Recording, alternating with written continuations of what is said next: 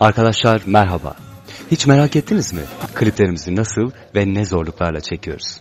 Şimdi sizler için 3 kısa bölümden oluşan bir klibimizin kamera arkası görüntülerini paylaşacağız.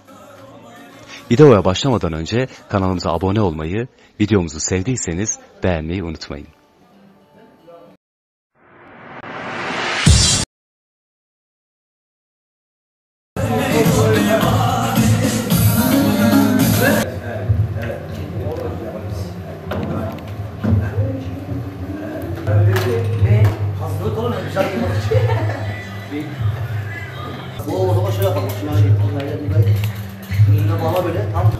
Erdal arkadaşımız reklam parası vermeyecek. Anladım. Hani beleş her şey diyorsunuz. Evet, yönetmenimiz Feyzullah Bey diyor ki biz de çalışıyoruz, bir klip çekeceğiz nasipse hocamla. Şimdi bir şeyler atıştırıyoruz.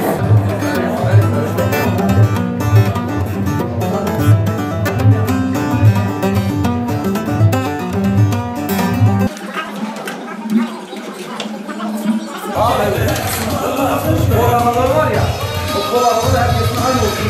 Çok açık duruyorsunuz, size yapın. Ona dikkat edin. Karşıya. Ama zayıf olma.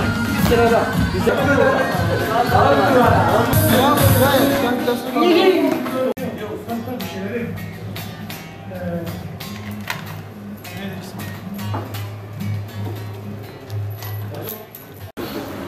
Yani hayatta şanslıyım demek şu olsa gerek. Eğer sağlıklı bir vücudunuz varsa en zengin şeye sahipsiniz demektir. Bak. Size ayakta duracaksınız hepiniz. Klavye orada.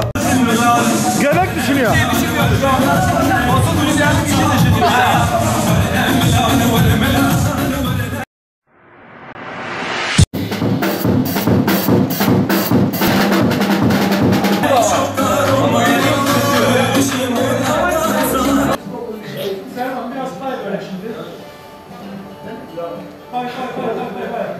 Arabada çantanın içindeydi. Hangi çanta? Servan abinin mağazası. Daha geliyor. Batarya biraz daha gerisine ve içe doğru. Evet. Heh, tamam.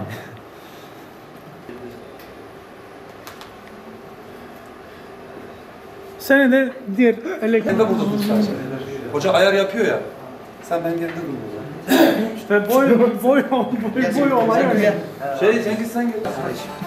Halis abi. Hocam. Şarkıyı dinle, birkaç yerde zurna numarası var. Tamam. Şimdi folklorcu arkadaşlar, biz burada çok dikkatle çalışıyoruz. Siz göreviniz başlamayana kadar çok parazit yapmayın. Sizleri seviyorum. Ben sizi seviyorum. Evet, hazır mıyız? Selman. Evet, müzik. Kayıttayım.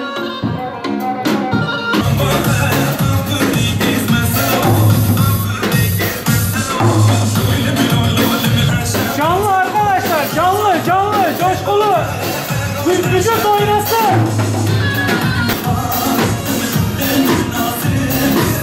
Halis abi canlı.